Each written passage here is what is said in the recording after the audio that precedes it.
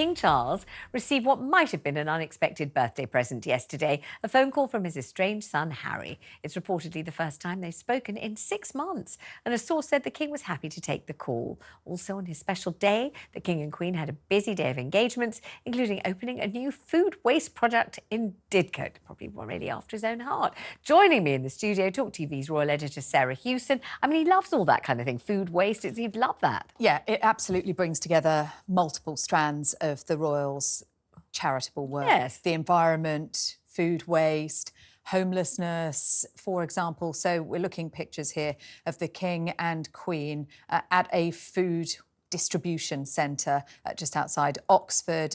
It is the Coronation Food Project, which is the legacy project the King has set up and wanted to focus on his 75th birthday. You have to say, what an important thing to be doing at this time with such a cost of living crisis and winter beginning to bite. Nice thing for the King to do on his birthday. And you've got food waste and food need. And the idea is that you bring the two together. 10 million tonnes of food that goes to waste. 2/3 of that could still be edible. There are so many families that could benefit from that. And the King using his convening power to say, let's bring all of the organisations involved in this together and try and make a difference. So if anybody wonders what the monarchy is for, that's one excellent example. It really is, yeah. That power to bring people together, which is fantastic. So tell us about whatever we know or don't know about the phone call from Prince Harry to his father. Yes, now it was a busy day yesterday. So the King out at the food distribution centre. Then there was a reception at Buckingham Palace for NHS workers. And we know that the King doesn't have a mobile phone. But during the day, we understand that he did manage to fit in a phone call from his son, Prince Harry. Now, that's the first meaningful contact that the pair have had for something like 6 months, Yes. Vanessa. It has also been reported that the King spoke to his daughter-in-law, Meghan, and that Archie and Lilibet had recorded a happy birthday message for their grandfather. I mean, Lilibet he's only met on one occasion.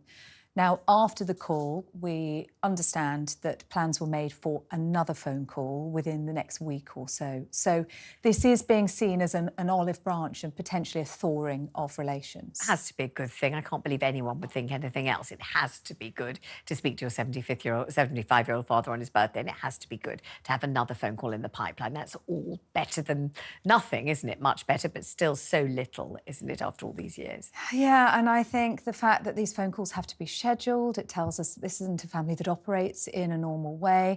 It was so many months since they'd had any proper contact, even at the coronation. There was no conversation between the two of them. Harry came in, went to Westminster Abbey, then flew back home again.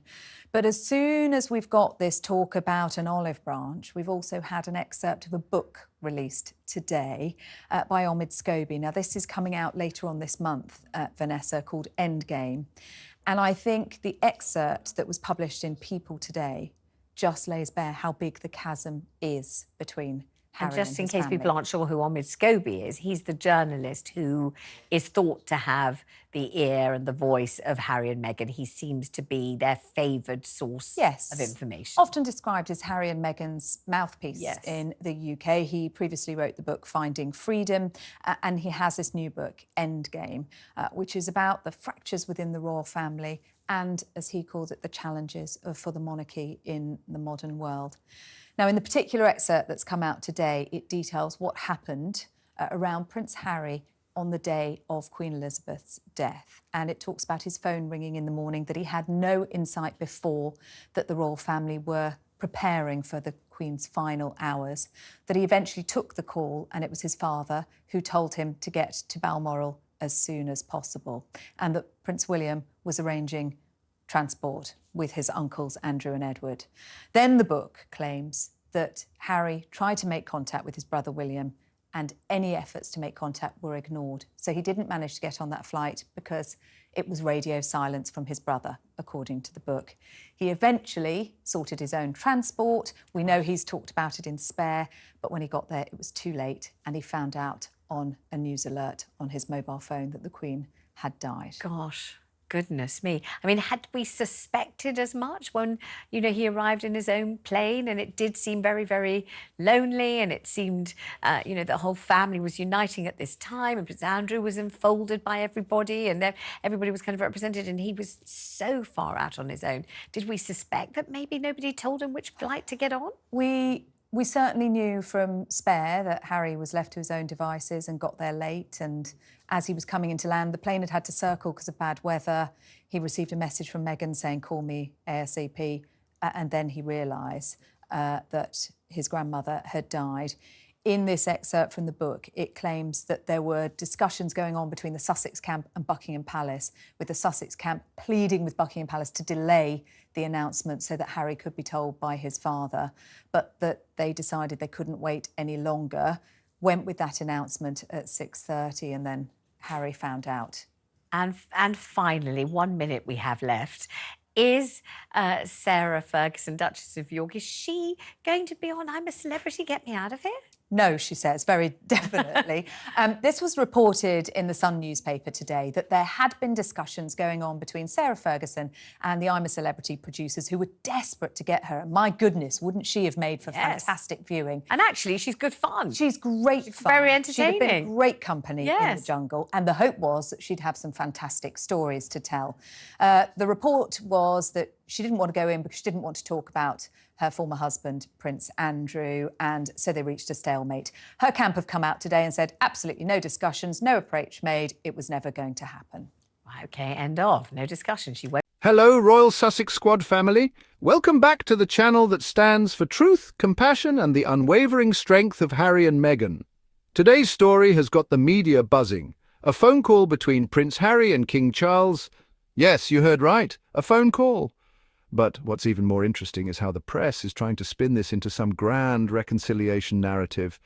We're going to peel back the layers, call out the hypocrisy, and as always, lift up the Duke and Duchess of Sussex for the grace and dignity they continue to show in the face of relentless attacks. So let's get into it, because once again, the media has underestimated just how strong this community is, and how powerful the truth can be. The royal machine wants us to believe that Harry calling his father on his 75th birthday is a royal miracle. Suddenly, it's being treated like a diplomatic breakthrough, as if Harry hasn't spent the last few years being mistreated, gaslit and disrespected by the very same institution that's now trying to warm things up. Let's be clear, Harry picked up the phone and reached out. But it wasn't because he needed to beg his way back into the fold. It's because he's a good man, a compassionate son, and someone who still believes in family, even when that family has given him every reason to turn his back. And Meghan? Reports say she also spoke to the king, and that Archie and Lilibet sent a sweet birthday message to their grandfather. Despite being cast out, sidelined, and erased from royal affairs, this young family continues to show maturity and kindness. That is strength. That is class. But what does the media focus on? Not the compassion or the effort from the Sussexes, but the so-called rift. They can't help themselves. They downplay the cruelty Harry experienced when he was left out of the loop during Queen Elizabeth's final moments. They ignore the blatant coldness of a brother who ghosted Harry during a family emergency. Let's talk about that. Omid Scobie's book Endgame gives us the behind-the-scenes truth. According to the excerpt, Harry wasn't even told in time that his grandmother was dying. His attempts to reach William were ignored, and while the rest of the royals coordinated travel, Harry had to sort out his own transport. He only found out about the Queen's death through a news alert on his phone. Think about that. A grandson who loved his grandmother dearly, left out, flying solo, and treated like a stranger. And yet they want us to believe it's all water under the bridge now because of a single phone call. That's royal PR trying to cover their mess, not genuine healing. This so-called olive branch didn't grow from love. It grew from pressure, from public scrutiny, from the need to clean up the image of a monarchy that's looking more outdated and out of touch every day. They are trying to bring Harry back into the frame just enough to make the monarchy look functional, but not enough to admit their own wrongdoing. And let's not ignore how Meghan is constantly dragged into this narrative. Every headline wants to make her the scapegoat or the mastermind, depending on what fits the drama. But the truth is, Meghan has always stood with grace. She supported her husband, raised their children with integrity, and kept her head high while the palace and press tried to tear her down. If Meghan had held a grudge, no one could blame her, but instead she picked up the phone, let her children record a message for their grandfather, and supported a peaceful gesture. That's not manipulation, that's maturity. This is a couple who left the toxicity behind and built a life rooted in service, community, and purpose. They didn't abandon duty. They redefined it. Through Archwell, through their philanthropy, through their media work, Harry and Meghan are making a difference. Meanwhile, the royal institution is clinging to traditional ceremonies, photo ops, and staged charity visits, trying to convince the world they still matter. But we see the truth. We remember how Harry was left out in the cold, how Meghan was attacked for daring to speak her truth, how this family was forced to flee for their peace of mind. A phone call doesn't erase that, and it doesn't rewrite history. So to the Royal Sussex squad, thank you for standing tall, for staying informed, and for never backing down when the world tries to twist the truth. Harry and Meghan continue to move with purpose, love, and dignity, and we'll continue to have their backs every step of the way. If you found value in this video, make sure you give it a thumbs up, hit that subscribe button, and share it with fellow Sussex supporters. And if you want to support this channel, consider sending a super thanks. It helps us keep telling the truth, spreading the love, and standing strong for the Duke and Duchess. Until next time, stay bold, stay kind, and stay Royal Sussex proud.